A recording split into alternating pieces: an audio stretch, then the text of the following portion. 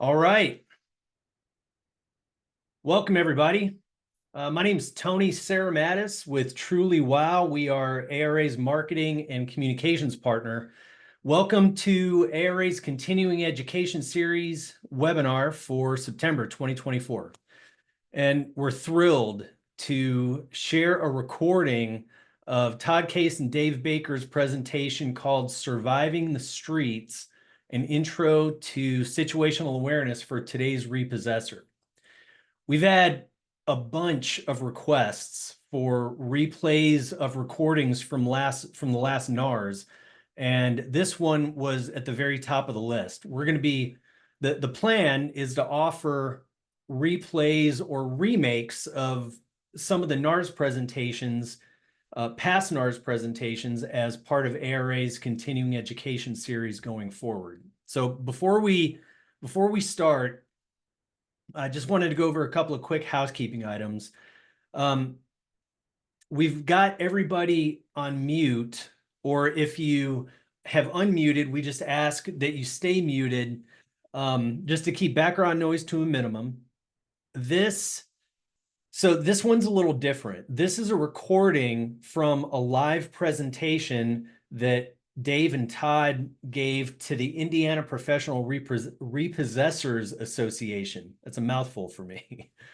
There were a lot of moving parts to get this recorded, and in the end, we had to do some pretty significant AI enhancement to the audio, and it's leaps and bounds better than it was.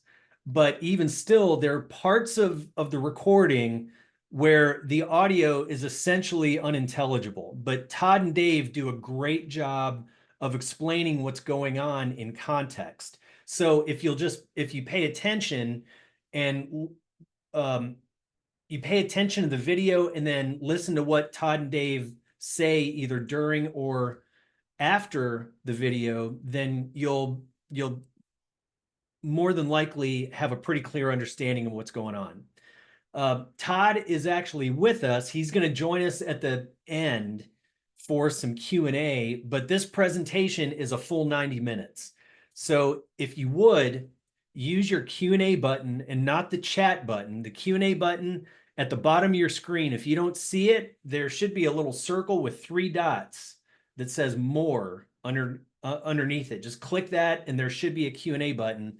And then what you can do is just use that. Well, just use that to queue up the Q&A, and we'll address those at the very end and maybe take 5 or 10 minutes. If we have a whole bunch of questions, then we'll figure something else out. We'll definitely address them. I can give you my email address, and then we can just address each of those questions individually, and then share them with the group. So all that being said, we're just going to go ahead and get started, and we'll see in about 90 minutes or so. And Todd may jump in if it makes sense to do so, to try to add some clarification to parts of the video, but more than likely, we'll just be covering most of the stuff at the very end. All right, here we go.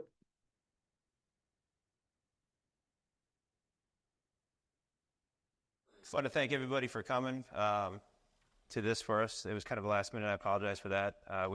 We did this at our national conference in Florida this past April, and at that time they did not film it, and it had such an overwhelming response that they said that we want to do it again, and they wanted him and I to get together and just film it.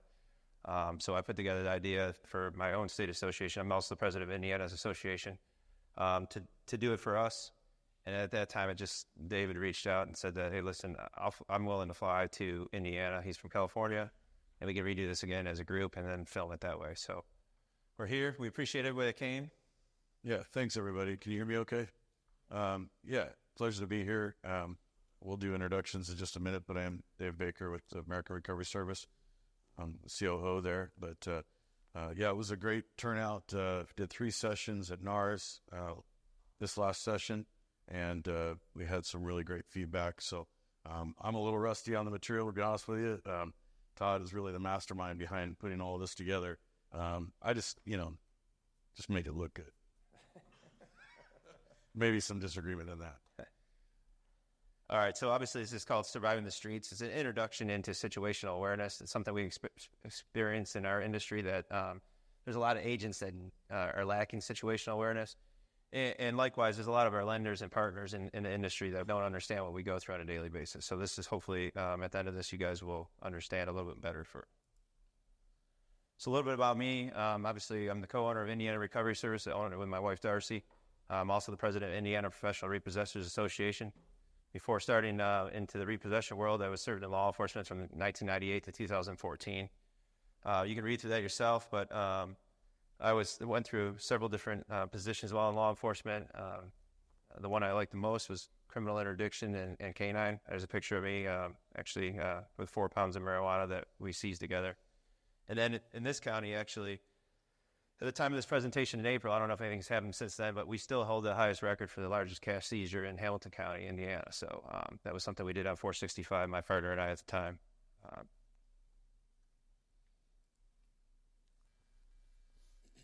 Thanks, Todd. Again, like I said, Dave Baker, COO for American Recovery Service, and happy to be here today. Similarly, my background is a previous career in law enforcement. Todd asked me for some photos we could throw up there to validate some of that. So you can see here, this served in 3 different agencies, small police department to very large sheriff's department to a medium-sized police department, all in California. Started in 96 and still active as a captain of the reserve program. I'm not here to tell you all how to repo. You're the professionals in that. You're the subject matter experts in that. But what I am very good at is situational awareness and threat assessment. And so if there's something that I think carries over, what you do is a very dangerous job. And law enforcement's a very dangerous job. A lot of similarities in the types of things that you're interjecting yourselves into. So if I can provide you with any layer of assistance in that, that's what we're hoping to accomplish today. Also here in the photograph with me is our CEO, Dave Copeland. We do work together. He's an officer under my program at the Reserve Program at the city of Marysville in California.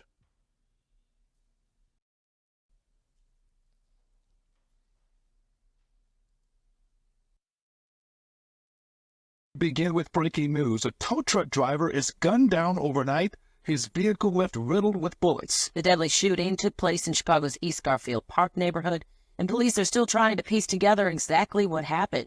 CBS 2's Asal Razai joins us live in our newsroom to tell us what investigators know so far. Good morning, Asal. Yeah, guys, good morning. So the 911 call coming in with reports of a man found shot and killed inside of a tow truck. We have video from that scene just hours ago. Take a look. You can see a white tow truck just past the red police take there. Multiple bullet holes in the windshield. The driver's side window also shattered and hanging over the door, which says NWR Transport. A black SUV still on the tow hitch when the shooting happened just before 1:30 this morning. You can see part of that street is completely shut down. This is in the 3000 block of 5th Avenue near Whipple Street in East Garfield Park. Police say they found a 28-year-old man shot multiple times in the torso inside of that tow truck. That victim pronounced dead on the scene. All right, these are some pictures from that truck after it was hit, riddled with bullets. There's 31 bullets that entered that vehicle at that time. When we put this presentation on in Florida, one of the business owners in our industry, she owns her own company, has multiple trucks, multiple employees. She stated she didn't know that bullets would go through the side of the truck. What that does is it's very important because I think sometimes people feel that they're safe in a vehicle and that's their safe haven. But as you can see here, they went through the windshield, they went through the doors. There's several bullet holes in the seats there, the dashboard. Obviously, the driver of the truck was killed. And based on that, you can tell them about what a car means if you stay in it. Sure. In law enforcement, part of my experience through the years was I ran a regional SWAT team in Northern California. I was a sergeant team lead for that unit. great job. One of the most exciting parts of my career. But what I will say is one of the things we talked about was STS. STS is an acronym, and it means shoot through stuff, right? Bullets penetrate steel, metal, glass. And another thing, as a field training officer, we equated to our recruits, car equals coffin. You're trapped. If you're trapped, then that's a problem for you. So cars don't stop bullets. That's the short answer. As you can see here,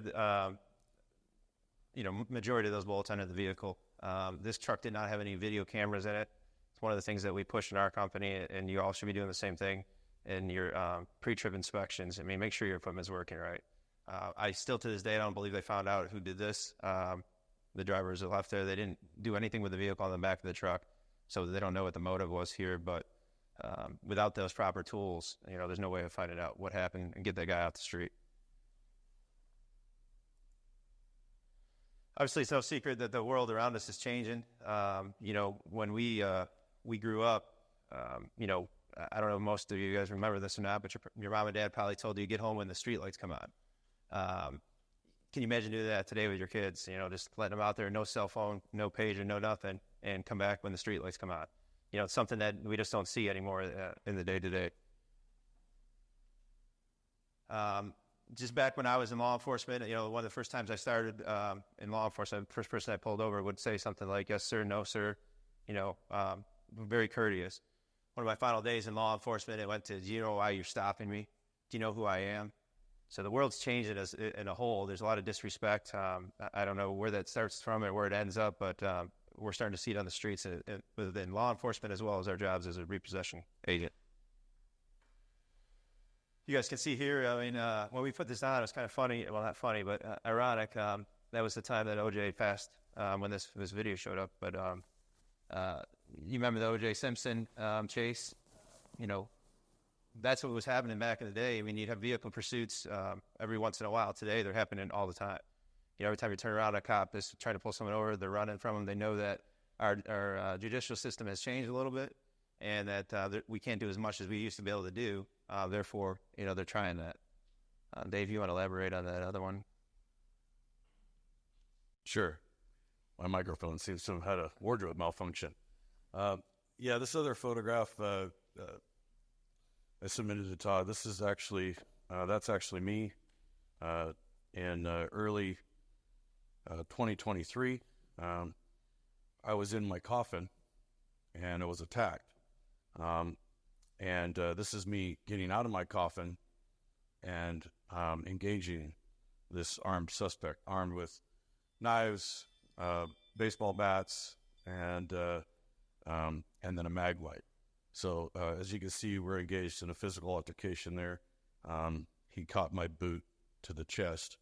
It goes off from there. There's a video associated with this, but given it's still in litigation, I'm not at liberty to share it. So everything worked out fine. I'm standing here today. Point being that folks will randomly bring the fight to an armed, uniformed police officer. We know what they're going to do to a recovery agent in the field. All right? They're going to take that fight to you as well.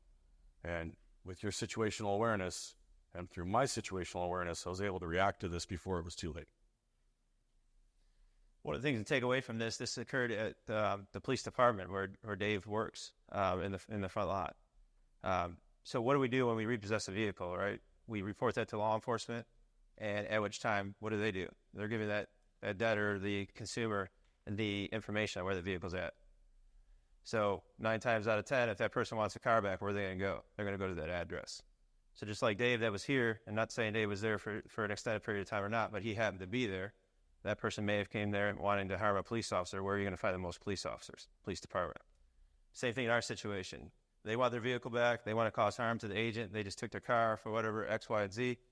They're going to go to the address that was just given to them. So note to self, if you're repossessing a vehicle, you have your staff repossessing vehicles, get in, drop the vehicle off, get out of there. Sit behind a closed gate, locked gate, someplace where you're protected, so to speak, where you're not in the public view, but don't hang out front, and you'll see why in a minute.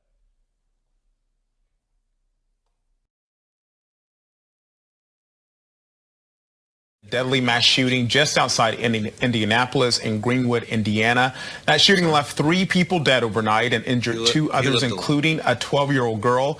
Police Chief Jim Eisen, who you see there, identifying the gunman as 20-year-old Jonathan Douglas Sapirman, a local man who he says walked to the mall with 3 weapons, 2 rifles and a Glock, all legally purchased, and opened fire in that Greenwood Park Mall food court. We begin with another story, though, tonight. A man shot while trying to repossess a car in Port St. Lucie. We want to show you some video that WPTV News Channel 5 obtained of the actual conflict. It took place just before the shooting. You're looking at it on your screen right now. The video appears to show the owner of the vehicle throwing a punch at that repo driver. Video.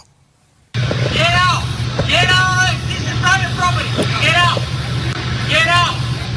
Get out! Hey! Hey! I have camera here! I have camera here! I have camera here! Hey! Hey! Hey! Hey! Hey! All right, you can hear the man yelling, "Get out!" And I have cameras here, and then hey, hey, hey. Obviously, this is something that has shaken up a lot of people who live around here. Now, Port St. Lucie police later this evening are telling us that they have charged 59-year-old Omar Sweke with attempted homicide and aggravated battery with a deadly weapon. And the good news in all this is that the victim, the tow truck driver who was shot, is reported to be okay tonight at Lawnwood Hospital. Now, that red tow truck that the 28-year-old driver was in, police say he was sitting in it. There was visible bullet holes in that truck as it was towed away from the scene here. Police say the driver was hit several times at close range in the driveway. The tow truck driver, police say, was trying to remove a repossessed car when a man came out of the house. A witness, the witness we talked to off camera, says there was yelling and the punch thrown as you saw in the video, and then the gun. Police say the driver drove off about a block away after being shot, and people living around here just can't believe all of this. So a couple of videos there. The first one took place here in Indiana, Greenwood Park Mall, if you guys remember from the state of Indiana when that happened. But if you listen to that, the guy walked into the mall with 3 weapons, 2 rifles and a Glock. I mean, they're not too easy to conceal. He went all the way down to the middle of the food court before he started shooting. So what do we see when we go to malls, you're in an airport or whatever, everybody's got the phone out, looking at the phone, walking all over the phone. This guy was able to walk into that mall, into the center, because the general food courts are in the center of the mall, and utilize himself or arm himself so he could do the damage that he did. On the second video here, you hear, I have cameras, stop, no repossess my vehicles, have cameras to stand in the truck and in the car. Obviously that agent should stop. You know, it's what we call a breach of peace in the industry. He clearly did not want the vehicle taken, which we understand no one does, but he was clearly objecting to that and was standing in the middle. The agent kept moving back, and in that situation, I would say the agent escalated that situation, which is something we actually walked in.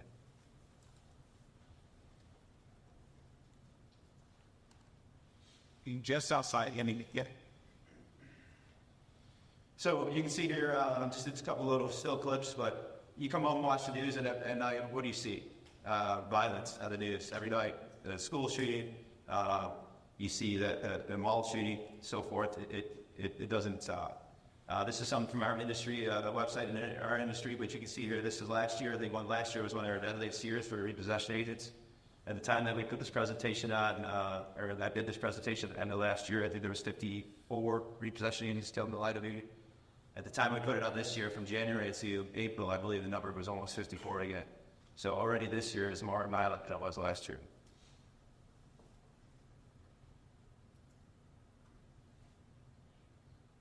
Again warning authorities say that this repo truck driver was just doing his job. He took possession of another vehicle and was driving away, then gunfire. The repo truck's back window shot out, 1 bullet struck the driver in his chest, and the truck crashed into this. We're not a father who was killed on the job in East Oakland. His employer says he was repossessing a car when someone shot him on Monday. Police are searching for the gunman who shot a woman who was trying to repossess a car last night. The shooting happened on Westheimer near Highway 6. We're told the woman was with a man. They were trying to repo a green Chevy sedan from a nearby apartment complex. When they got in the car and left, that's when two men in a white Porsche SUV started shooting at them. The woman was shot in the neck and pulled over at a gas station. The suspects also stopped but then drove off when they realized she'd been shot. It's a busy night here at 9, and we started with a brand new video. Take a look right here, showing a tow truck driver here in Colorado getting shot at on the Following developing news, a repo driver is shot while he's in his tow truck. Police say his assistant in another vehicle also shot at. Look, 3 bullet holes visible in the front windshield of this tow truck. The back windshield completely shattered. The aftermath of a shooting that injured the driver on the job. All right, so this is one that we just talked about. So where Dave was saying car equals coffin, this is one that actually we reviewed this video together, and it appears that the driver had good situational awareness. As you're going through the video, see what the reaction time is for the driver. You'll notice. I want you to take particular notice in what he does to position himself to respond to get away, and see what you think. This is also one that we take note that do not hang out at your place too long. Again, that's where the consumer or the debtor, the person coming to get that car, the bad guy in some of these instances, obviously we're seeing, they're going to go to that address. This driver was out there for a short period of time, probably longer than he needed to be, which probably started how the situation ended up. Now it's a pretty good bottom for sure. So you can see the bottom of the deal is plus of I found this chop, the other one's in the cab. But it's a drinking problem. Can't work. You can see the headlights coming into this picture. I'm sleeping, Papa. You want to put this with Papa? Well, it's a drinking problem for sure. You need to let that sleeping, Papa. You want to put this with Papa? No, it's a drinking problem for sure. I didn't mention. Where are you going, bro? Where my car is? It's in there. Yeah, right there. Does anybody know? Did you see what he did? He knows he's got to be able to get out of there. He knows this is escalating beyond what he's comfortable with. The hairs on the back of the neck are sticking up. Situational awareness is kicking in, and he's already positioning the steering wheel to be able to accelerate out of there. So he saw that, if you can see in the picture, the little orange car is blocking the left front of his truck. He's already, like Dave just said, he's already seen that, and he's turning the steering wheel to the right because he's like, my only exit out is around that car. This other video shows you what happened afterwards. This is one from the building of the lot that he was at. There's no sound to it. But you can see the truck there. He's walking back to the fence. You can see the suspect vehicle starting to pull up. He's locking the fence at this time.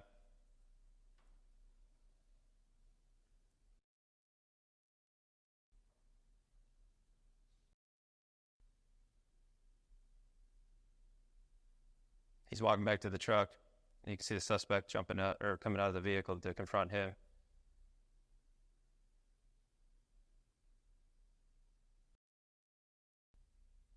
Now he takes off. What you don't see there, see the flash of light there? What you don't see there is he was shot. He was shot in the head and in the chest.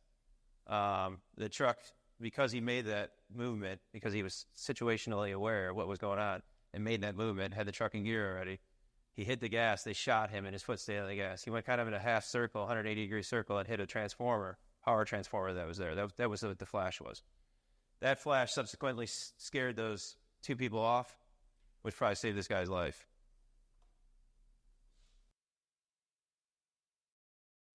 This is what the truck looked like afterwards. Obviously, you can see it drove up over the protective barriers that was surrounded that transformer and ran into the side of the building. This happened in Philadelphia, at a company in Philadelphia. The family and co-workers are demanding justice after a tow truck driver was actually ambushed while working at International Recovery Systems. Now, in this surveillance video, if you watch it here, you can see a car pull up right before the suspect then gets out and opens fire. Well, that victim was shot in the head and remains in critical condition tonight. Action News reporter Jillian Mealy working this story. She spoke with the victim's family. She's live for us now right outside of Chester Police with what we know this hour. Jillian. And Shari, the family is understandably devastated. He is a loving father to 4 kids. He is a loving husband. And right now he is fighting for his life after being shot multiple times. And meanwhile, police say so far they do not have any suspects or persons of interest. In the stomach, chest, and head. Point blank. 38-year-old Jamie King is fighting for his life after police say he was ambushed and shot shortly after midnight on Tuesday morning. There is a bullet in his brain, caused a lot of swelling, and they had to remove most of the skull on the right side of his head. King was sitting in his tow truck waiting for his next repossession assignment when he got out to lock the gate. That's when this orange vehicle pulled up. A person got out, said a few words, then police say pulled the trigger. King tried to get away but crashed into the building next door. He's got a long road ahead. It's just devastated. He's one of the hardest working men I know. You can see it from that video. He was on his phone while he was in the truck. Again, we're not saying that the agent did anything specifically wrong to put him in that situation. However, he was obviously done with his repossession. It looked like he was on TikTok or something to that aspect. Regardless, probably could have moved on and went to a better location to do those activities. So it's time to, once you draw the vehicle, get out of there. Again, they already had the address. They already know what's going to be there. You, if you're hanging out too long.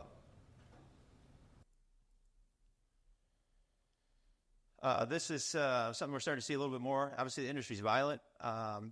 Agencies are starting to arm their agents by their own choice. Again, we don't condone that. We're not saying to do that. Check your client contracts. I don't see a client contract out there that allows you to do so. But again, check your client contracts. Make sure that you're doing the right thing when it comes to this. You can read through this, but basically, a company out of Kentucky repossessed a vehicle in a public area. It was a library, I believe. And the person came out wanting to get the property out of the vehicle. That agent felt, oh, well, it's no big deal. I can do this. It allowed them to get into their vehicle, at which time the guy came to him with a knife. The agent then explains that he has a weapon, shows the weapon, and the weapon is taken from him, and he's shot by his own gun. So, yeah, what this comes down to is if you're going to elect to arm yourself or your employees, again, check your contracts. I want to ask a question. In 28 years in law enforcement, how many situations would you estimate, from a percentage of situations did I respond to where a firearm was involved? Anyone? Throw out a percentage. 67. Less than 10. 10, 60, 70, about 10. Anybody else? 100%. 100% of the incidents that Todd and I responded to as law enforcement officers, there's a firearm involved.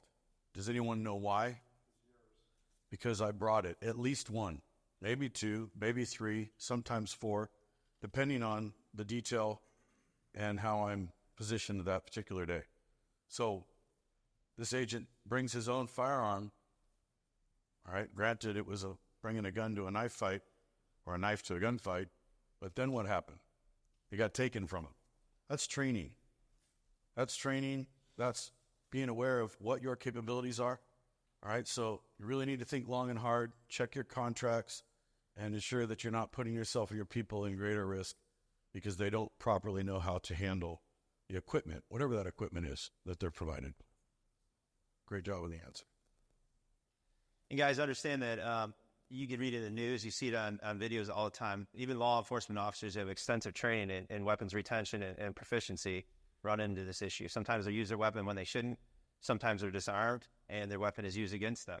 So this is somebody that has extensive training. Now you're putting somebody that doesn't have this extensive training out there with a weapon that they can do a lot of damage with, that doesn't necessarily know when to use it, or even if he pulled it out, if he would use it. As we all know, if you are familiar with weapons, if you're pulling it out, you better be justified to use it. So those are a lot of things that you need to consider if that's the route you're going to go. So how did we get here? Obviously, there's many contributing factors. The overall rise in violence today is one of the ways we got here. Lack of education. Obviously, we're in a challenging profession with a lot of inherent risks already, and lack of training. Forever there's been agencies that have faced a little or no employment pool, so agency owners are overloaded. They're just happy to get a driver off the street. Steve and I work close together and notify each other now about that stuff, but back in the day, I might get one of Steve's worst drivers because he came over and says, hey, man, I know how to repo. Okay. So I'm putting in my seat. Little did I know that he messed everything up for Steve. He was a complete, terrible agent.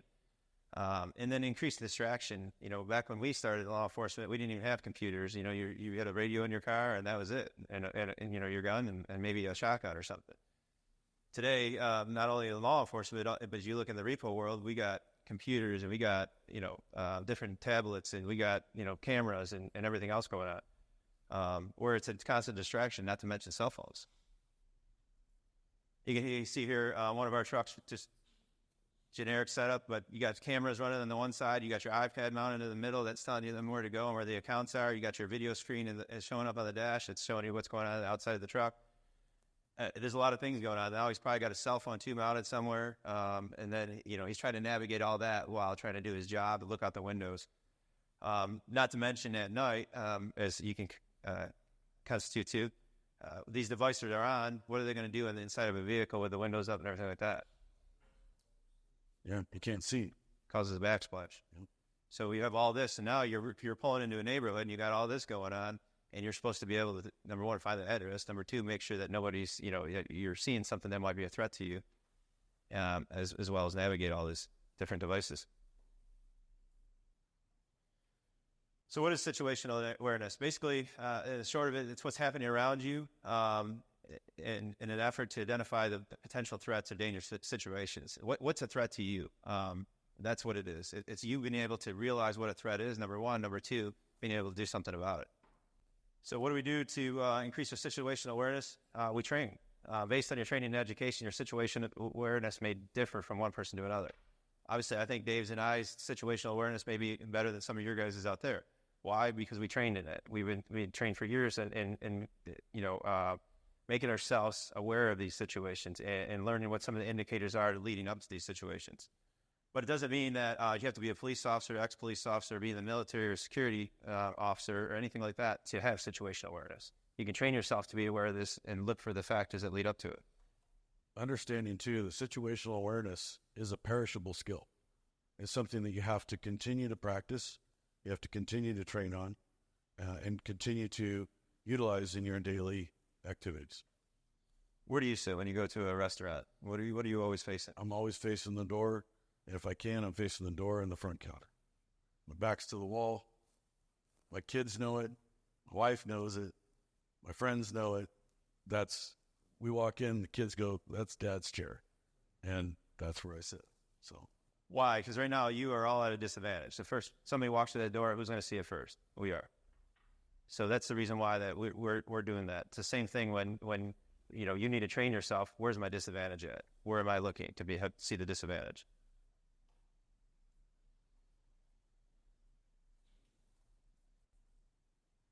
So a few years back, these shows came out.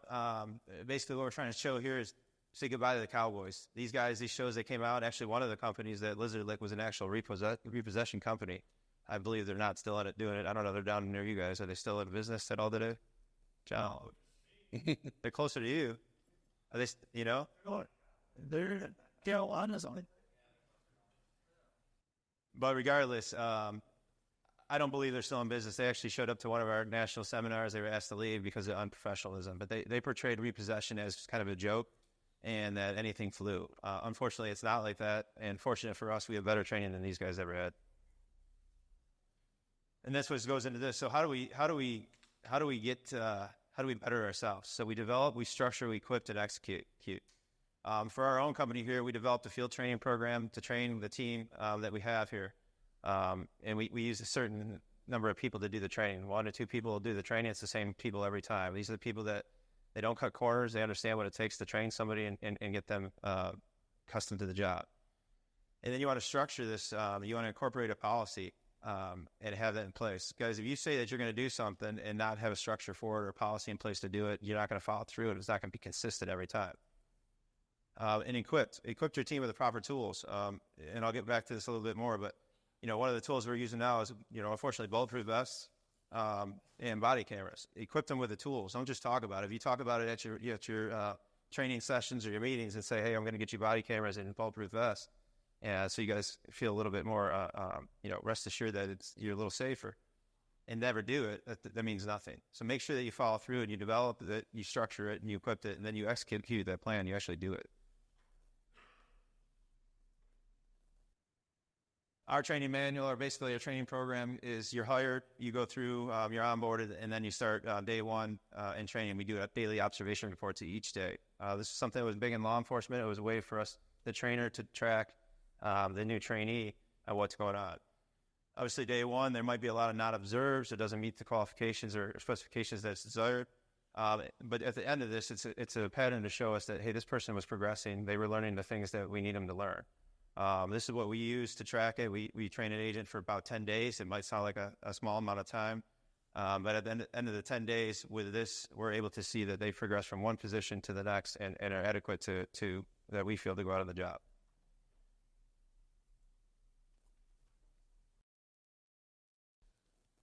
All right, continuing on about situational awareness and the proper mindset. There are different levels that have been identified. This is just one gauge in reference that you can go by. Those are, of course, white, yellow, orange, and red.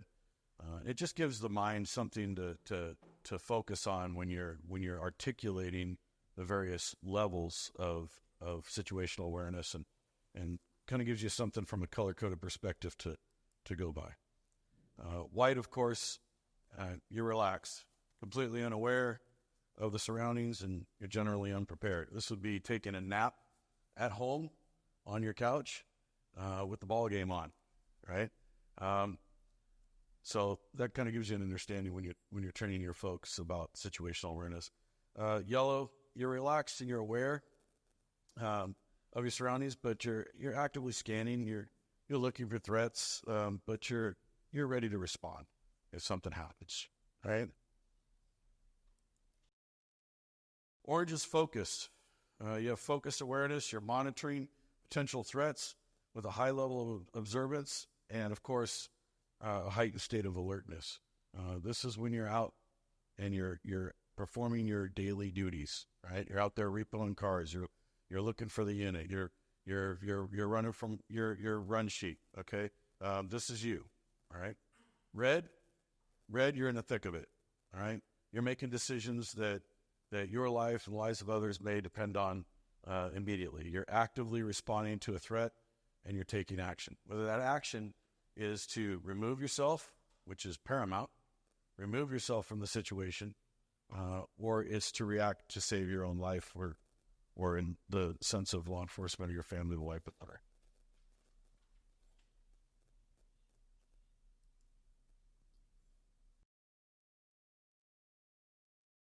So agents need to be aware of their surroundings and environments before even arriving on the scene.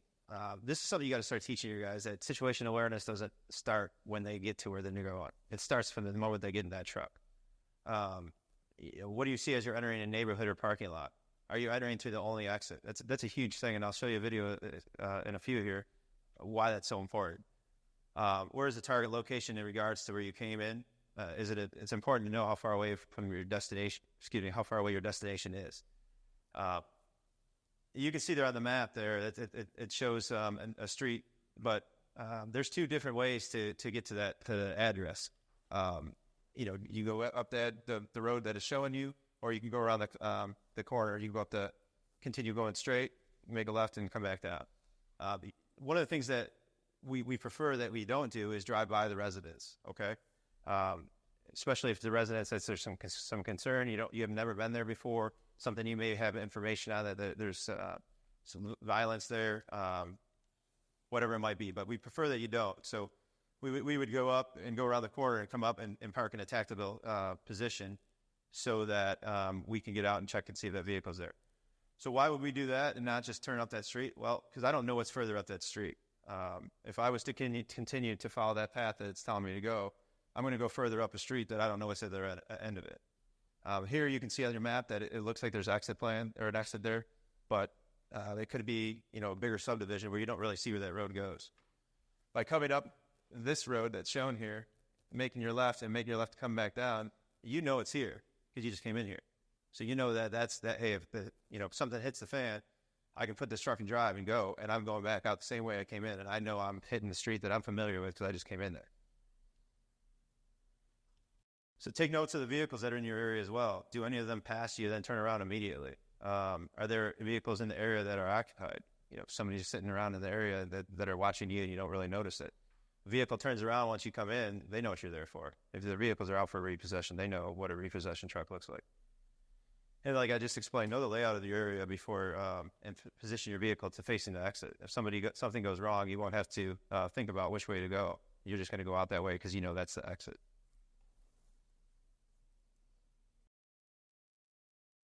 So here's one that this is very important for. This agent arrived on scene. This is one of our company's agents. It happened a few years back. But he arrived on scene. As you can see, there was a vehicle that was spotted by the LPR car, license plate recognition, if you guys don't know what that is.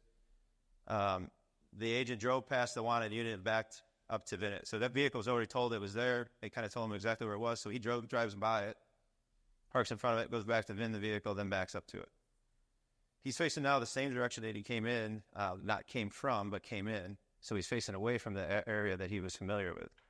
And then you'll see the rest of the video. But the lights come on, the agent jumps back into the truck and proceeds into an unknown direction.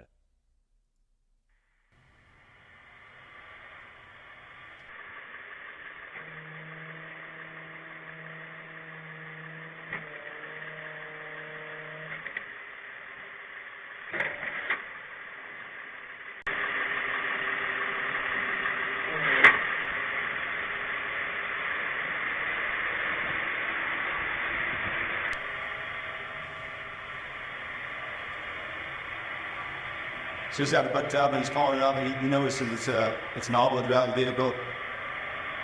So he's got the dollars under it already. He only pulls it up a couple 200 feet or so, and then he sights this diesel started down there, which if you can safely move from the area, I would suggest that you do so to an area where you can shut down safely, but it's rather the immediate threat zone.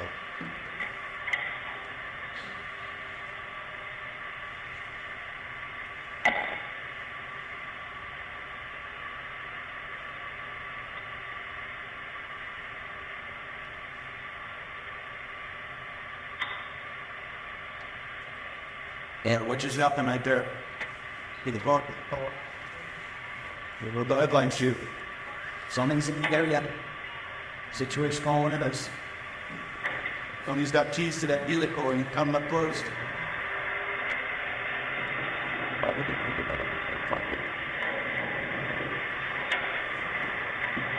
That out your eyes. Let me chase him. Who do you think that is? You look at that back plate better than this here. Hey! What are that? Stop! Put the gun down! Put the gun down! And you got it one day. Stop! Put the gun down! When you put the gun in here. Okay. Stop it down! All right. Wrap that. What's up? Okay, I'll do all this time. He's no cop. And now, take it here. And now, where are you? I did that's the bad to the hair. There's things to me right there. Take it, oh yeah. You know, I could click on it off. You know, keep it. I didn't think you're it. I don't know what to do. He's trying to de-escalate his tone. You're on video, man. Bad video. Trying to de-escalate the situation so maybe you got to stop holding that up to him. At the door, I'm still wait for it. Like, hold out. The bit it out of it. And said you did it and you tell you did it to oh I did it but you didn't have to do it. But it didn't happen out. I did it. Here you are. You don't wait to meet your own for filling door. So what's happening here is you got bystanders coming out. I'll let you hear about this video and let them watch it. We're not going to make the mayor call the cops and then we will watch the deal. I there were no people there. You didn't even hear that. You played there. What drug level is this guy in? Awareness level. Here's the heavies. All well with. Have you? Anything? Oh, no, man. Go to go. The project heading to go here, get out. Well, just take it there, I did it.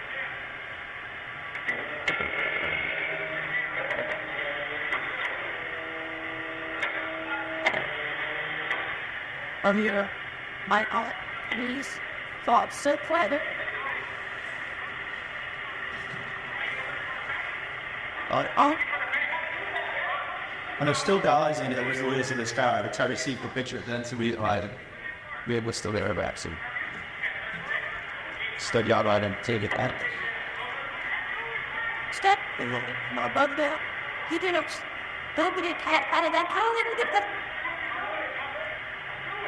No, it's just you're driving the Asian ways out, so you need to be faster.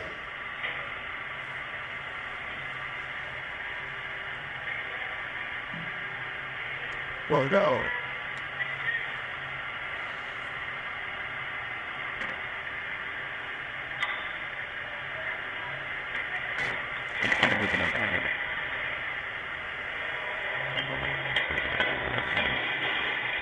God.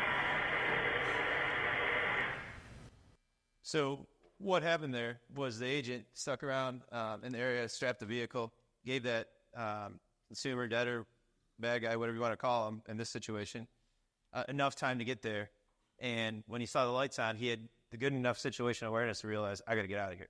He starts to take off, but because he was still pointing in the direction that he came in, not the way that it turned around and pointing to the way that he was familiar with, unfortunately, he made a couple wrong turns and ended up on a street that they put ballards across the middle of the road, concrete pillars, so to speak, that blocked the road. It was a walking area through there because there was a bar district for that general area. There was a small alley off to his right. He didn't initially see it, nor I don't know if he would have been able to turn out that quick, but they gave the suspect time to run up to him and hold the gun to the side of the truck. That vehicle, then the guy takes off. I think my agent, for the training he had and for the situation it was, kept himself composed pretty good. And he was able to try to de-escalate it, telling him, hey, there's cameras.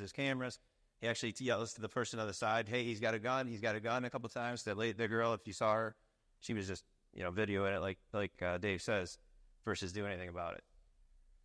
Ultimately, that vehicle had some drugs in the back. It was later found 2 weeks later by East Chicago Police Department. This happened up near Gary area.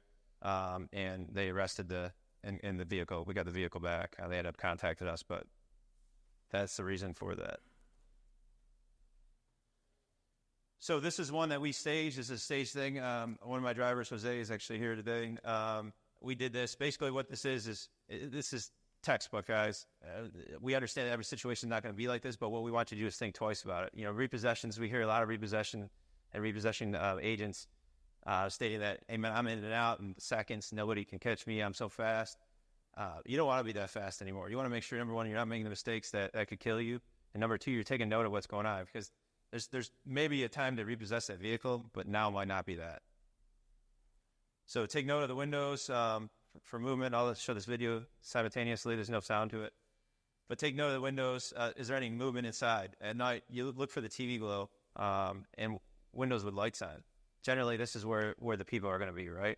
If you see the front of the house dark, probably no one there.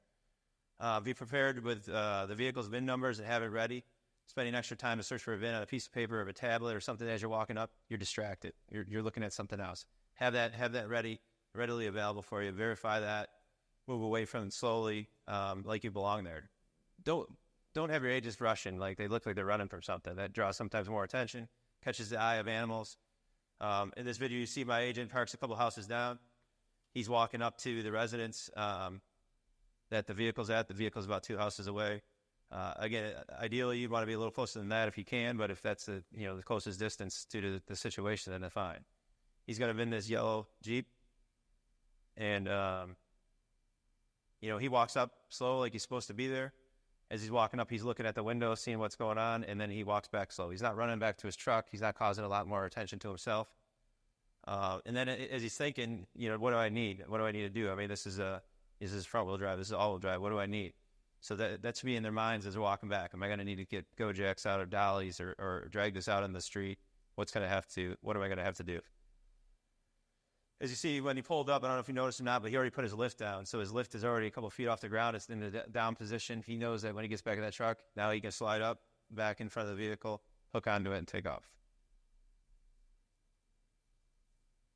Again, this is a textbook situation, but what it is showing you don't park in front of the residence, draw attention to yourself, so you're a target. Number two, make sure that your equipment's set up the way it's supposed to be prior to you arriving. I know it's happened before with us with different situations, but you might back up into that driveway and your lift might not work for some reason. You know, it's mechanical. Anything can happen. So make sure you're ready for that situation. He backs in. He hooks up to it. He's already been it. He's got to lift it. And ideally, you're pulling it out to strap it somewhere else. The video stops here. But, you know, it took less than 20 seconds for him to, after he already checked the vehicle out, to pull up, back in, and go. Something to keep in mind at nighttime when you're backing into a residence or you're hooking up to a vehicle. What do you have shining on the front of the residence? Brake lights, right? Even if you don't have your back lights on, your work lights, so to speak, but as soon as you hit that brake to back into that driveway, you're going to illuminate the whole front of the house. What's that going to do? It's going to let everybody know in the house that you're there. As you leave, obviously, it's important to be aware of your surroundings. Once you hook the vehicle, you know, and it's safe to do so, leave the area. If you can leave the area before you strap that car, do it safely without causing damage to the vehicle, threat of that vehicle falling off, pull to a safe location that's lit where you can safely do so. Always try to leave the way that you came in. We just talked about that. Try to leave the way that you know you're familiar with. Are there any vehicles following you? If you recognize a vehicle or a vehicle pulls out from the same road that you came off of and it's following you, continue to travel a greater distance to where you might want to stop and secure that vehicle. Maybe that vehicle is following you. That could be a threat to you. There are plenty of instances where debtors have followed agents to a secondary location where a confrontation ensued. Obviously, once you're confident that no one's following you, that's your opportunity to strap the vehicle down, finish and making your notification. In this video here, you can see that this agent was totally not aware, and we'll talk about it after it plays through us. I'm not.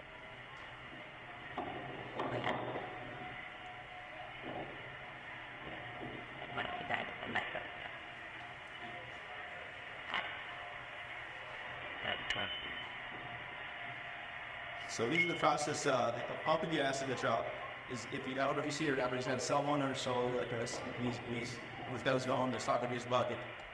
And he strap the start down. What's going on there? Still.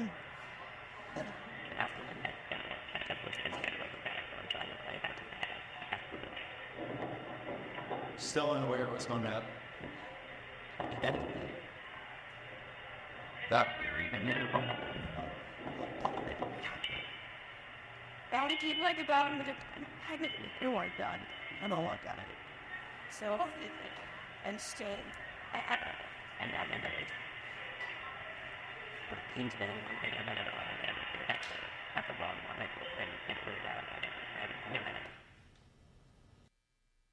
So, in that instance, we actually got a complaint on that account, and the client wanted to know if the lady said we repossessed it with her in it. Wanted to know if we actually did it that way. And when I initially asked the agent, I said, "Was there any way in the vehicle when you repossessed it?" And he was like, "No." Didn't give me the real sure answer that there wasn't no one in it. I don't think he knew whether she was in it or not at the time. He did notice, obviously, when the vehicle, there was some movement there, and he picks his head up after that and kind of looks and notices a woman in there. Obviously, you can see from the video, once I reviewed the video, it's clear that she walked over and jumped in her car and was going to take off with it. It's just a situation, you know, he thought driving across the street to the gas station, it was right across the street from the trailer park where he picked the car up from, was, you know, a sufficient distance to strap it down. You can see from the video, it wasn't. His situational awareness, it was more important for him to pump gas, talk on his cell phone while he was strapping the vehicle down than keep his head up on a swivel. He would have seen her walking across the street and been like, why does this lady keep coming towards me? So,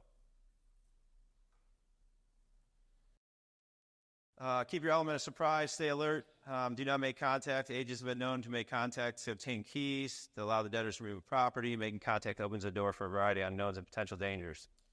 You know, in this one,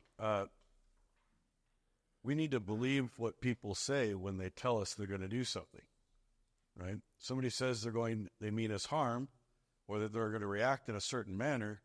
Part of situational awareness and grasping that concept is listening to that, watching body language, and determining what's the mental stability of the individual I'm dealing with. All right? Now, we're not psychiatrists, but certainly we can understand someone who is unhinged or maybe determined to cause us harm. So keep those things in mind as you watch this next clip. She'll send me out here for the Jeep. That's also down there about it. I know. That's why they sent me out here, because the payments haven't been made. That's why they sent me out here, is that payments haven't been made. Oh, that's one of the fans. Okay, yeah. On them, anything that on the code and Up here, how big you are, and I'll pick that Jeep. Well, I'll pick that Jeep off this top. Like, look here, right here. Oh, not pick that Jeep off this top. Being civil and nice. I'll go in the house, I'll be for you. Don't take that Jeep. I'll come back out, you will not take that Jeep. Well, okay, so there's no need to go get a gun, because if you're going to get a gun, I I'm ain't going gonna to get call a the gun, cops. I'm gonna get a knife. Knife do a hell of a lot more damage. I told them I'd be making a payment on the 27th. I'm Okay. trying to get caught up on it. Okay. Because I'm wanting to buy them. If he comes out with a knife, I'm going to call the cops. I'm literally sitting here having a conversation with him, and he wants to get violent, and I'm not going to do it. So. We've got money caught up. I've been talking with them on the phone to be No. buy them once they lose them. That's why I knocked on the door, and that's why I'm being civil. What the hell's the problem? All right, man.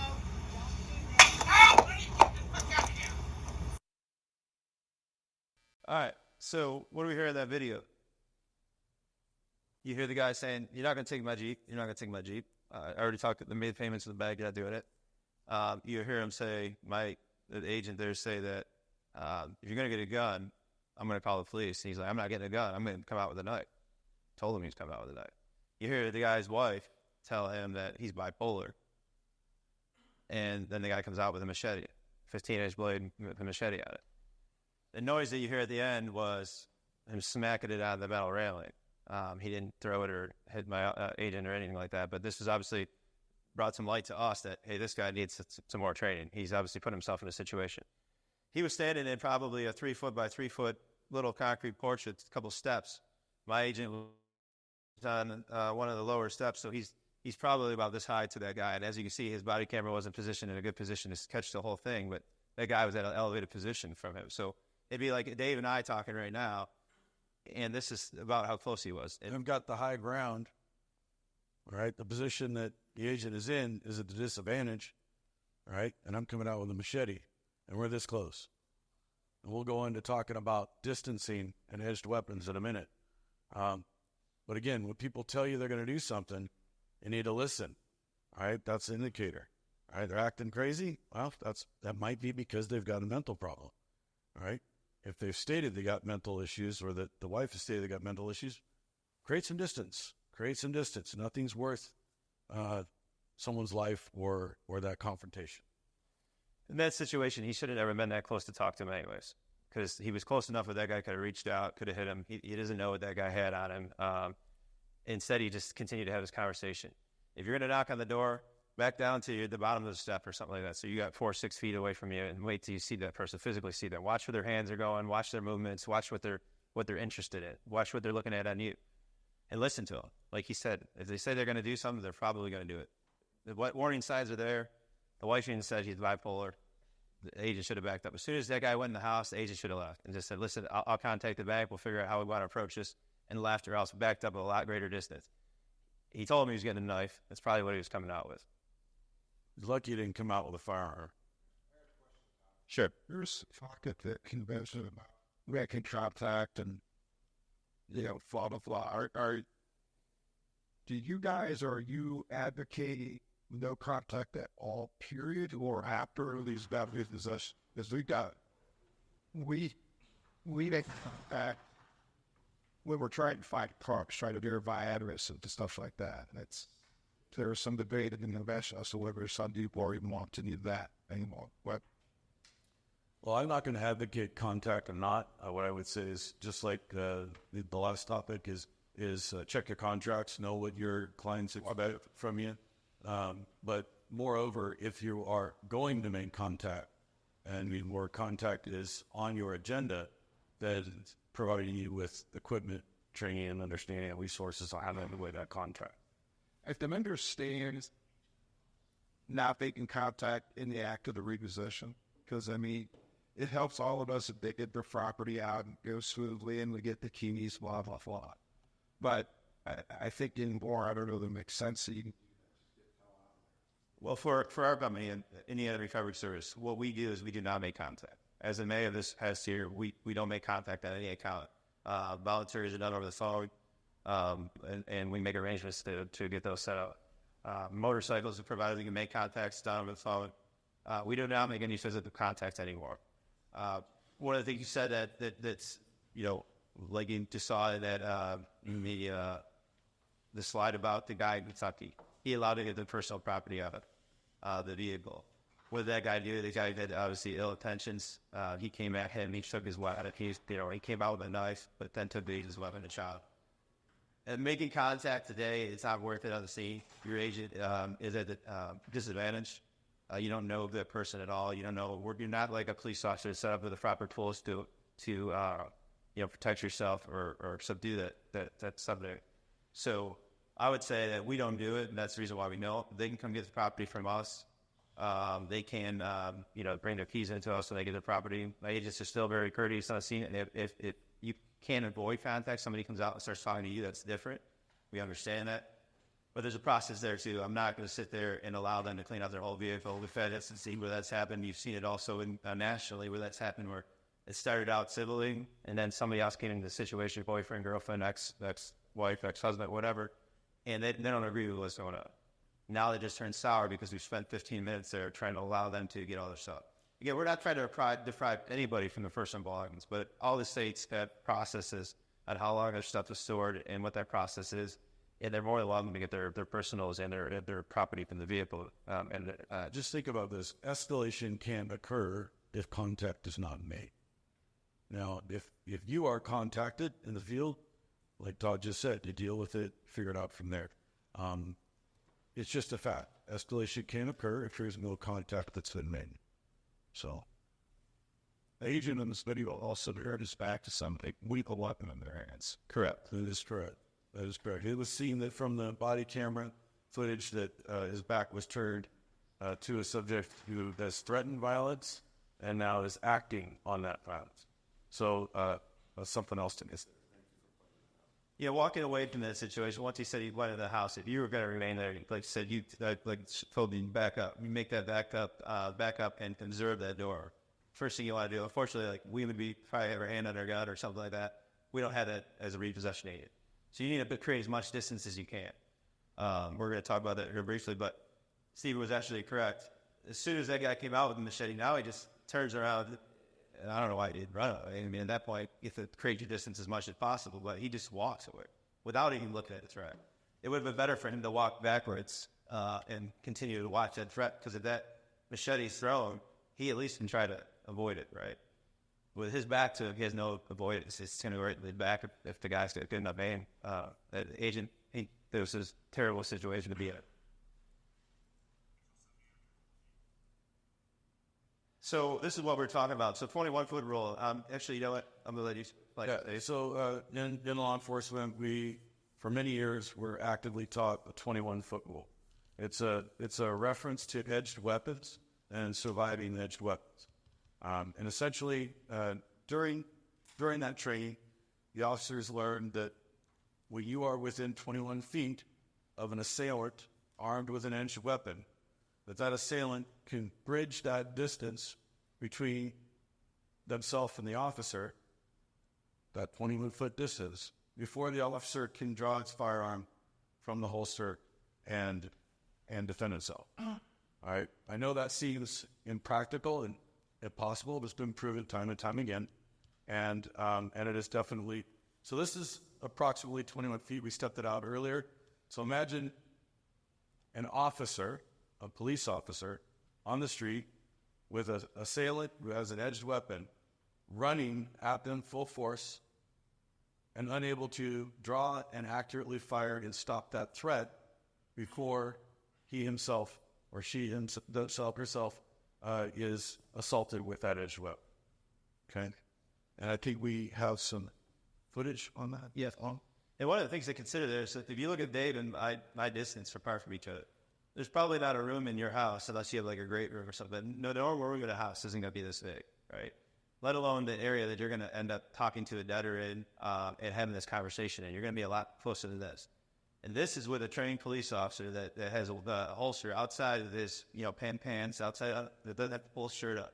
It has it readily available. He can't get a shot off on Dave before Dave gets to me if Dave is committed to stabbing.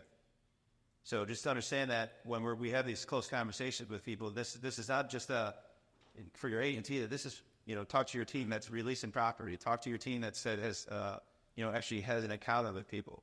It doesn't necessarily mean that the person that's the assailant isn't going to get shot or even fatally, all right, as a result of their attack on the officer. But what it is identifying is that the officer is not going to be able to prevent it from happening within that distance, right? Themselves from getting any. Keeping shoes. Chipboy, I'm here at 10. Their mission is to protect and serve their role. However, is to enforce the law. Their lives are enforce the law. Their lives are on the line, literally, every day, every hour. We're talking about law enforcement officers, police officers. Yeah, Ryan, with a number of high-profile officer-involved incidents over the last few years, scrutiny has increased over officers' use of force. So when should they use it, and in what manner? KWWL's Bob Waters takes a closer look at one of the police training techniques that helps shape that. New for you tonight here at 10. Their mission is to protect and serve. Their role, however, is to enforce the law. Their lives are on the line, literally, every day, every hour. We're talking about law enforcement officers, police officers. Yeah, Ryan, with a number of high-profile officer-involved incidents over the last few years, scrutiny has increased over officers' use of force. So when should they use it, and in what manner? KWWL's Bob Waters takes a closer look at one of the police training techniques that helps shape that decision. It's called the 20-foot rule. That it seemed like, we're being rude by saying, hey, you want to step back a little bit? We're not. We're just being professional. Greg Erie and Chris Gergen are training officers with the Waterloo Police Department. They showed us recently some of the techniques they use in training, but they say the key indicator is a person's demeanor. If you see certain things, it should send a red flag up in your brain like, this is not right and this is going to go south real quick. That way it can give them more time to handle the situation or make proper judgment on maybe what use of force they might have to use. Here's an example. Officer Gergen is shooting paint pellets at a stationary target 21 feet away. He's accurate. Now he's on the move. Here it's not as accurate.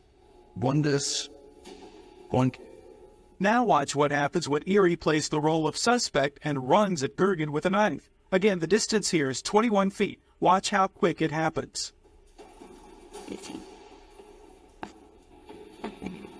Bullets would have hit his leg and midsection. However, so that, these definitely are rules. People see what's on TV or in the movies, and they think that that's real. They think, well, why didn't the officer just shoot the gun out of his hand? Why didn't the officer just, do that flying spin kick and knock the knife out of their hand? That's fantasy. That's Hollywood. And unfortunately, it's made our job that much more difficult. It's a lethal threat. You have to make space, get away, get cover, and then decide what you got to do next. But it all happens in a matter of seconds. It's all the way wide. Next, I find out. Photographer Sean O'Neill straps a GoPro camera to me. I get a toy gun and some instruction. Just react whenever he comes charging at you. Okay. You got to pull that out, then just point it right at him and simulate one eye on the deck. Round one. So what did I do wrong? I didn't move. You would touch me right here, but still at city. Yeah. Round two. I move, and that is effective. You moved in the last second? I had to just go on and move it. I couldn't do it. Part of an officer's safety includes keeping distance from a person. If not, look how quick a situation could turn dangerous. King, you're already pretty come all over. It happens that fast. Lethal force demands lethal force. A knife is not something that you want to be, well, I'm going to use my taser and hope it works. Because if it doesn't, then you have to have time to put it away, throw it down, whatever, and then you need time to get to your firearm. It takes time. And during that time, they're not stopping, waiting for you to reset. This is training all Waterloo officers must take because they'll never know when they'll have to use it. So the purpose of this, of course, is not to teach you use of force. Obviously, we're not police officers in here doing that job. That's completely different. The purpose of this is to demonstrate proximity, all right? And proximity with the people that you're encountering, especially when they become violent, or if they become violent, directly reflects on whether or not you go home at night or in the morning, all right? So, or your tea, all right? So that's the purpose of this, demonstrating the distance that we make, distance that we create is part of situational awareness, and understanding how to properly wield that is very important. So every time you make contact with somebody, 9 times out of 10, you're going to be a lot closer forwards than 21 feet. You got to understand, make sure your staff understands that there's threats there. It doesn't mean I'm asking you to talk to them from this distance, but just got to understand if you're going to make that contact, that contact comes out to you to be made, that you need to adjust yourself. And we'll show you another video here. You need to adjust yourself so you're protected to some extent. What are some things that you can do if you're having a conversation with someone and you're becoming concerned about the distance and the proximity that you're engaged in? What are some of the things that you can do? You could back up. You could ask them to back up. You could put some sort of barrier between the two of you. What do we got there? We talked about how metal doesn't stop bullets, all right? But it certainly helps, right? Certainly helps, and it can certainly get in the way of a bite. So if you can potentially put objects between you, then that would be a good decision. Looking at it is on situational awareness and 21-foot rule. Say you pick up a car, right? What is your advice if I pick up a car, someone comes out, they want to clean it out? What is your 1-foot rule while I'm watching them clean their car out? Because obviously you need to keep your guard up. What do you propose is the best way? Because sitting in the truck's not a great idea. Standing to the side is a better idea, but you're still open, and you're going to be closer to 21 if you're at the driver's side of the cab. So what are your thoughts? If you're put in that situation, and Dave can elaborate on it, but our next video will kind of answer some of that for you. We'll let this play, and then we'll answer your question. So this is another textbook. He's already been in this vehicle. He's backing up to it. You can see there. He's going to be getting out in a minute, but his situational awareness is good here. He's actually double checking his vent. He's going to lift the vehicle up, and as he's getting ready to strap the vehicle down, he sees a potential threat, and you'll see that.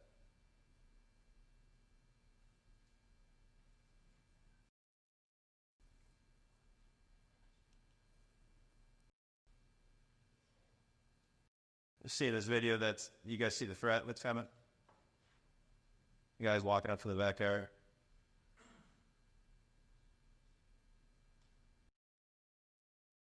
He sees him. He's finishing his. He lets go of his strap, and now he's moving across the truck, and see where he takes a position. So my answer to you, John, right there. The reason why he's done this is because he's creating distance. He's created an obstacle in front of him. If the wheel is raised in the air like it is, he had to get over that. For that guy to get to you, he's gonna have to do the same thing, which means you have the edge. You can move, further down the side of the truck, move around it, you take off running as if you see a weapon, whatever it might be. But there's no way that guy can get to him right now from where he's standing. So in this situation, if the person's on the passenger side of that vehicle, which you can see where the threat is here, cleaning on their vehicle, the best position I would say is standing by that wheel like that and just watch it all the time. Keep your hand ready, don't have it in your pocket, don't have your cell phone out looking at things, and just watch it. If that person moves around the vehicle now to the driver's side, you're going to do the exact same thing, go to the other side of your vehicle. Yeah, and understand too that the 21-foot rule, the rule is they can get to you within 21 feet. The rule isn't keep them outside of 21 feet, right? We have to conduct business. We have to engage with people at times. The rule is that they can cover that distance and get to you if they choose to, if they're dedicated enough to do it. All right, that's the rule. So the rule isn't you always need to keep them at 21, 22 feet away. It's just understanding that proximity on a direct site, direct access to you, it's doable. All right, so it just gives you an understanding of what a committed person intent on getting to you and the lengths that they can go to, how quickly they can be on top of you within that distance. So when you put barriers between yourself and others, it just helps. So in your situation that you outline, do the best that you can. That's really all that you can do. If you're allowing them to take personal property out, do the best that you can to keep a distance, to have a door or a wheel or the corner of the truck or the opposite side of the vehicle. Because have you inventoried that vehicle? Do you know what's in that vehicle? I'm thinking from a law enforcement perspective, as far as I'm concerned, I'm assuming that there's all kinds of things that could injure me in that vehicle from a law enforcement perspective. I would be inclined to think that there's a possibility of that as well. Now, most people are good people, not intent on harming anyone. So that much we know. We don't always deal with that segment of society. So 21-foot rule is just that. It's a guideline to help understand distance and situational awareness.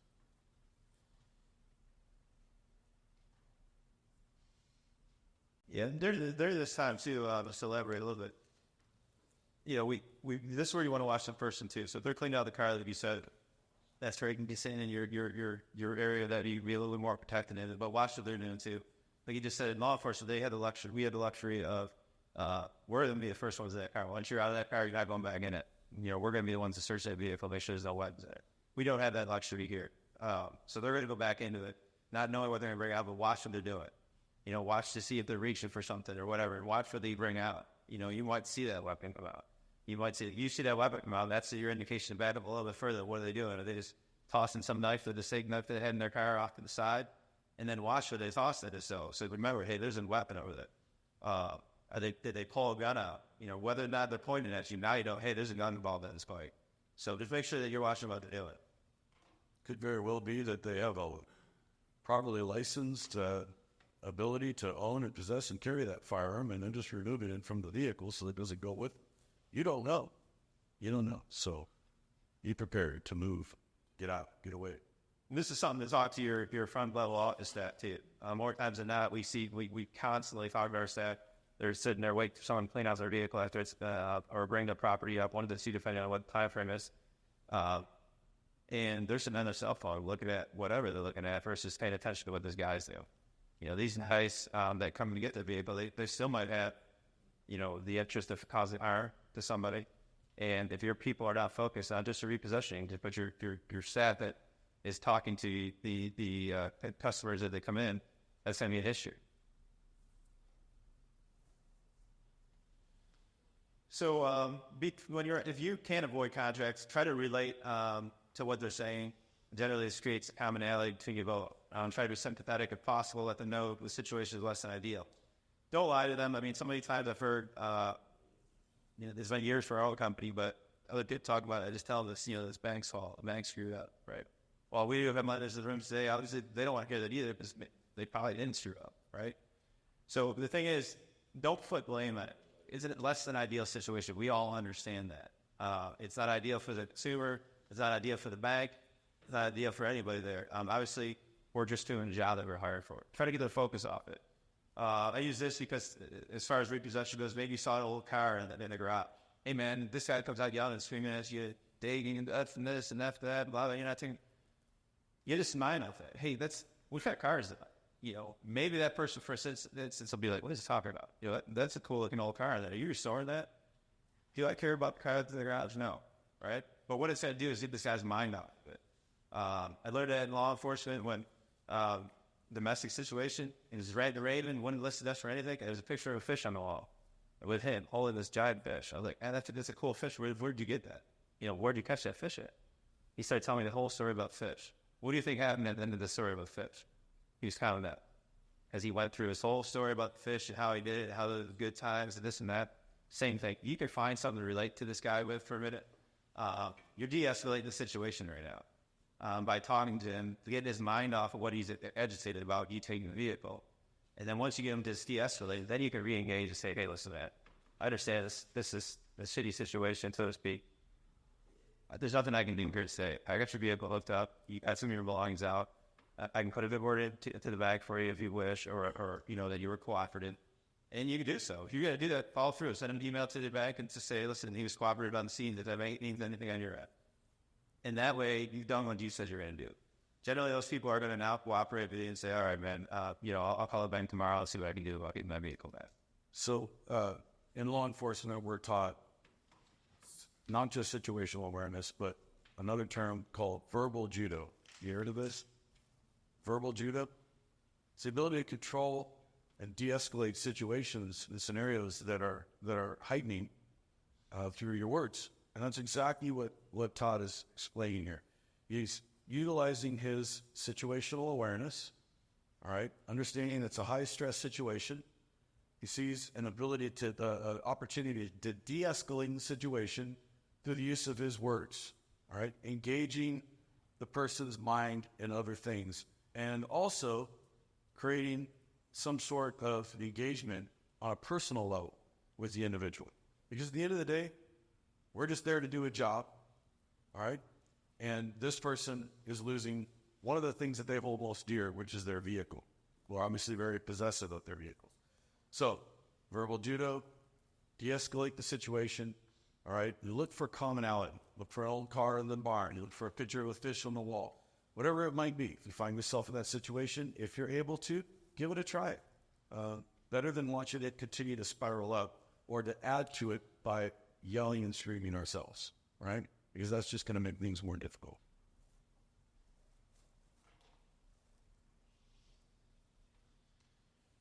And then always protect yourself. However, do not try to be the hero, guys. The police are the police. They're the police for the reason, all right? Know your limitations. Let the police do their job. In extreme situations where you fear for your safety, leave the scene. There's nothing anywhere, even in law enforcement, that anybody will tell you not to run. If you feel as a police officer, I felt as a police officer, I needed to run, we would run. That's just what you do. I mean, at that point, it's your life over the threat. It doesn't matter if the vehicle is completely secure or not. You should leave the property and get to a safe location. I don't think there's a lender here that would hold it over your head. Obviously, we take care of that on the backside of whatever the situation was. But if a vehicle fell off the truck because it wasn't completely strapped down because you were surrounded and the only exit plan you had was to leave, and it caused damage to that vehicle, hey, vehicles can be replaced. Damages can be fixed. Lives can. Remember, when you're in a situation that's turning violent, the goal should change from securing the collateral to staying alive. That's what it comes down to. Teach your people that they need to stay alive. We changed our pay scales because of that. You guys should consider how you pay your agents. Unfortunately, in this industry, it seems like a lot of agents are dependent weekly on a paycheck. And in a lot of, not just this, but a lot of professions, it seems like that's how things have moved to. Make sure that you reassure your agents. And we apply letters now, which Dave can elaborate on in a minute, that are willing to pay you for leaving a violent situation.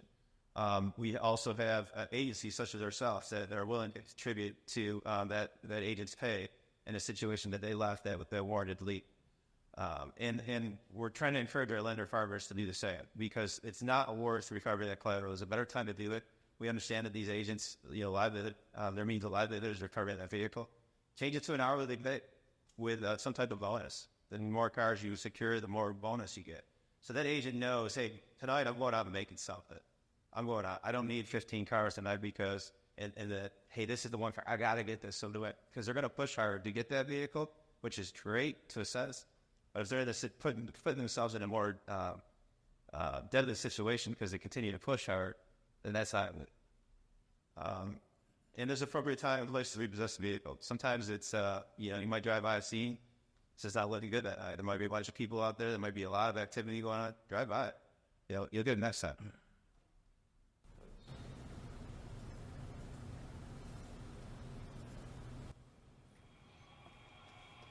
So a little backstory on this one real quick. Agent's already pulled up. He's been in it way too long.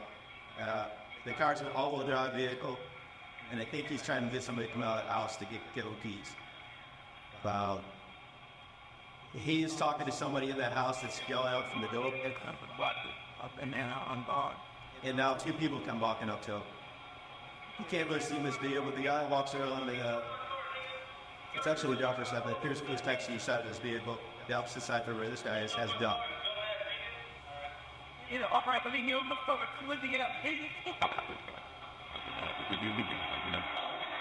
This is the driving hole as opposed to what?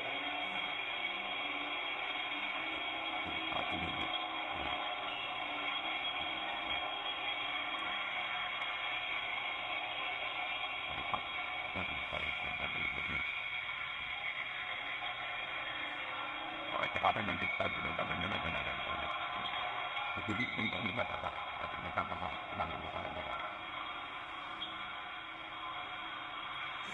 video goes on for 4 minutes. I've cut it out, but you can see here, the guy ends up catching back up to a little bit later in this video, about a minute and a half in, and throws something outside the truck. And then he's on the phone the whole time with law enforcement, telling him what happened. The guy, you can't really see it on the video, but the one that walked around the side of the vehicle had a gun down next to the side. And so then he jumps in the truck, takes off. Point of this video is that repossession wasn't worth sticking around. He saw the threat. The guy came out obviously very upset, calling names, and then he throws the thing at the truck. Luckily, he had the vehicle strapped down. It takes him off. It did blow out both front tires of the vehicle. It was an all-wheel drive vehicle. After they had shown the client the video of this, they said we acted accordingly to what they would expect from this incident. So everybody came out fine. But again, I wouldn't care if they said, hey, that's on you. All right, so now we got to take care of that vehicle. Hopefully we have better agent partners out here, letter partners that, back us in situations like this. But this is a situation where this driver did what he was supposed to do. Other than I think he stuck around a little bit too long, and he was right there for about 12 minutes. So there was no reason for it. He was just trying to not get out of probably from valleys. He doesn't work for us anymore. This event's 5-6 years ago, but that would have been a situation where to get out of there, throw dollars quick if that's the case, get out of there, go somewhere else, don't stick around that long.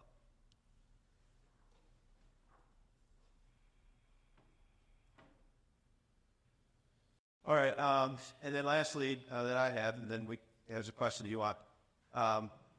We were at NARS. Hey, we had a best company, Safelet Defense, said that they would be willing to offer discounts. I'm sure that you guys reached out to them, they still would be. But we bought bulletproof vests for all of our agents. They wear them in the field.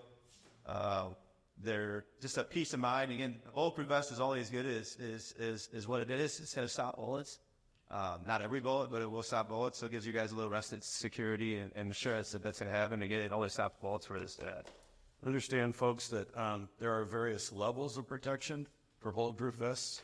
All right, a 3A is typically which look this is typically the highest level, and again, it's going to provide you. That does not, however, stop a standard rifle round. All right, it's not going to likely stop 223 or AR-15 round. Just FYI on that, and but it will stop most all domestic handgun rounds. They are subsonic rounds, and it will stop that. But again, there's deflection that can occur or not. They'll say it. Another thing with this, guys, and as well as the body camera that we started pairing with our agents, not only is this a great tool that and tell you what exactly happened on the scene, it can alleviate a lot of false claims and so forth, but it's a deterrent. Both of these things we've seen are deterrents. Our guys show up with a bulletproof vest on and a body camera hooked to the front of it. People look at that, and something that they might have not done or might have done before that wasn't videotaped, they kind of think twice about doing it now. Okay, so just think of that too. Not only is this going to help you out and know exactly what went on in the situation, whether for training purposes later on, whether for a claim purpose, whether whatever the reason is, it's also a deterrent. Yeah, that's a great point that Todd makes, because when folks know they're being recorded, they do tend to think twice. Not everyone, but a lot of them tend to think twice about doing something stupid, something dangerous, if they know they're on camera doing it. So it is a great deterrent. The other thing too, when you order this stuff for you guys, if you do decide to do it, they equip your guys with it. Usually a lot of us go by acronyms for our companies. This is our acronym for our company. Obviously, we took those off our vests. It probably wasn't the best thing to do is roll out the IRS out of your vest. Well, I think you're a target now. That under your vest. So just make sure that when you do equip your vest, that you have an acronym that looks like a 3-letter agency of any sort, or it could be construed. Don't be putting that on your guys. Don't be putting badges on there, insignias that look like badges in those spots. We don't want them to be mistaken for the police. They're not the police. So just think twice about that if you do decide to equip your guys and stuff. So I'll touch on 2 additional things. First of all, ARA and RIM, that's Recovery Industry Masterminds, is you may have seen some publications coming out recently regarding safety equipment and deterrent equipment, being vests and cameras. We're actively involved in securing a process and developing process. It's well underway working with the RABF, or Recovery Agencies Benefit Fund, and operating underneath their veil of nonprofit to assist us in establishing a way that agencies and agents can get access to equipment that may not otherwise be able to afford it. So that's a good thing. I'd really like to hear it for ARA and RABF on that. If you maybe move it out, good people doing good work, and it's nice to see. I will say, just speaking from American Recovery Service, this year we implemented our Agent Safety Initiative. Essentially, I'd like to ask, well, every lender and every other forwarder in the industry to follow suit. Essentially, if we expect every agent to walk away from the potential breach of peace, right? That's just part of doing the job. If there's a breach of peace potential, walk away from it. That's part of the job. That said, in most every incident that you saw here today, example, those repossessions were interrupted by a physical act of violence, right? That's outside of the control of you and your people, right? Recovery agents in the field. If while recovering one of my vehicles, your agents are encountered with a physical act of violence, and that act of violence is then reported to the police department, I encourage you to bring that forward to us on our assignments, and we will look to get you compensated for the recovery, all right? Because that is a lost recovery. Now, I want to be very clear. If it's simply a breach of peace situation, I expect you to walk away. That's not what we're talking about. We're talking about an act of violence out of your control, and your agent gets away from it, right? So, to add to that, what Dave's saying here too, guys, is teach your agents to be proactive about this. What I mean by that is, if it happens, report it. Don't be like, oh, no big deal, screw that guy, whatever. If you're not recording it, it's going to happen to the next guy. Unfortunately, we've seen a pattern of that. We're trying to, in the industry, overcome that by some tools. But until that happens, you need to report it. Even if that does happen, you need to report it, because what Dave encounters today, I might encounter tomorrow. If he reported it yesterday and the cops show up, even if they don't arrest them or do anything like that, they're going to make a report. And at least now this guy knows that, hey, this dude called the cops on me. If he's gotten away with it 10 times and no one's called the police, and he's been able to pump his chest bigger and bigger every time, one of these times he's going to come out and do exactly what he said he's going to do if he hasn't already. And number two, nothing's ever happened. It's cause and effect, right? Action has consequence. So what I want to see is if an action of violence is used against agents that I partner with, I want to see that there was consequence for that action. All right, I want to see that there was a police report filed, and that there's a clear message being sent to that assailant or that person conducting the threat or the violence. They don't do it again. All right, there's a deterrent there. We do that every time something happens. Eventually, people will understand. How often do we see the same debtor over and over again? It happens, right? It happens. The same customer defaults, and then they move to a new lender or what have you. Okay? It happens. We see them back in the system. All right? Back in the system again. They'll know, I didn't get away with it last time. Probably shouldn't do it this time, because a police report was filed and they've got a record. So make a good process with your company to do so. Make a policy, make it a process, make sure they understand what that is. Whether it's being reported the incidents to the police department where they have violence in them, and make sure that you say that, hey man, if you have to walk away from this, I'm going to take care of it.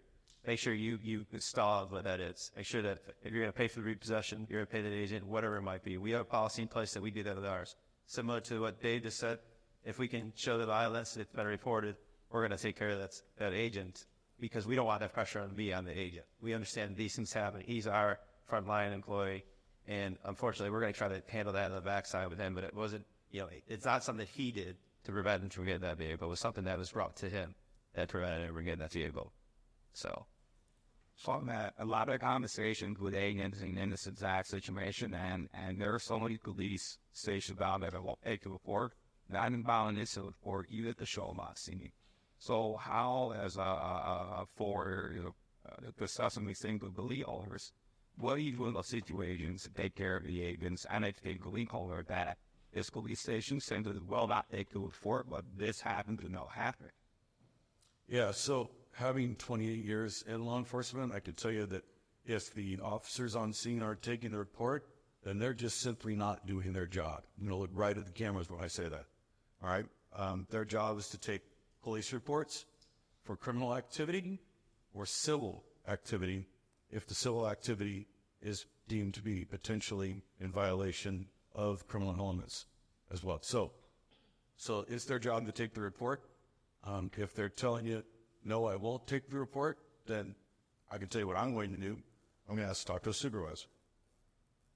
All right? If the supervisor comes out and tells me the same thing, I'm going to grab him and say, great, I'd like to talk to your supervisor. When can I come down to the office and talk to the chief of police? Because that's just completely not appropriate. So I know that's happening. I've already had that come back to me that this happened. And a lot of times people go, okay, I don't want to I don't want a problem with the beat officer who my guys are going to be seeing on the street, tomorrow, next week, next Thursday. I get that. But also, they have to be held to a standard as well. And that standard is do your job, take the report, or at minimum, give me an incident number, and so that I can then follow up on it the next day with the lieutenant or the desk sergeant or someone up higher rate. You guys, if that does happen, which we know it's happening here and there, that's what this is going to maybe not eliminate, but improve on. You have a body camera rolling with everything, and that officer shows up, and you have it happen right on the body camera, and you're willing to show that to them, and he's still not willing to take the report. You have that. So that officer leaves, teaching people that, like one of our policies, you're going to cooperate with law enforcement, even if you feel that they're a little bit outside of what they should be doing. Cooperate with them. We'll deal with that on the backside. Same thing, that we can go down and talk to a supervisor, talk to the chief of police or whoever, and show, I have some video I'd like to show you. Can you please explain why your officer acted the way he did and refused to take a report? This doesn't lie. It's a great tool, one of the best ones you can get for your team. Yeah, look, we all know that the repossession process is civil, right? And that's how this is oftentimes blown off as a civil issue. I don't want to deal with it. Look, these officers, many of them are very busy. Many of them aren't. Depends on where you're at, right? So if you're being blown off that it's a civil issue, well, there's nothing that excuses a violent attack against another person, civil or not. That is against the law, and that's a crime. So teach your people and your managers. We stand up for ourselves, and we say what's right is right, and we try to do the right thing at the right time for our areas. And I would just say, I hope you all are safe out there and appreciate every single one of you and what you do for this industry every day. Thank you.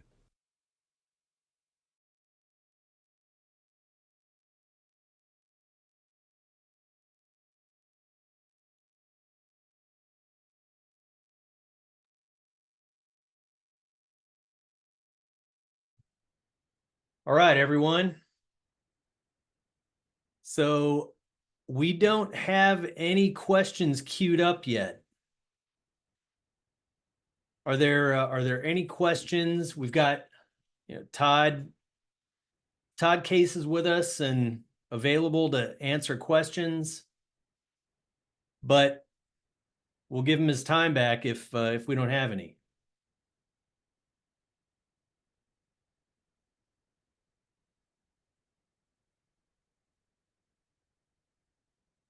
Going once. Oh, the Q&A says it's off. Well, I'll tell you what, just go ahead and type it in the chat.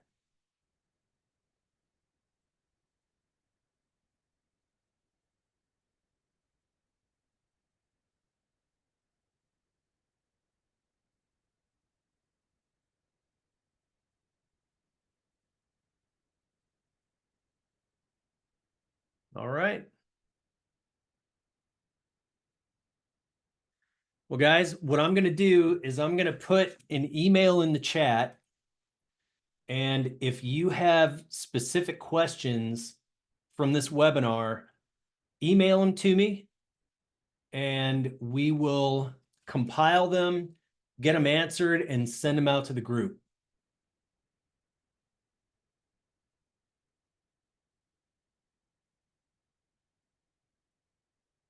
Okay. Well, everybody, thanks for joining us. We will see you next month. And by the way, early bird registration is up and running for NARS 2025, and this next NARS is going to be pretty big, pretty amazing. A lot of things that we've never done before. So be sure to go to reposummit.com if you want more information. We're going to be sending out a whole lot more information in the coming months, but don't miss out on the early bird rate. Okay, everybody, we'll see you soon. See you next month.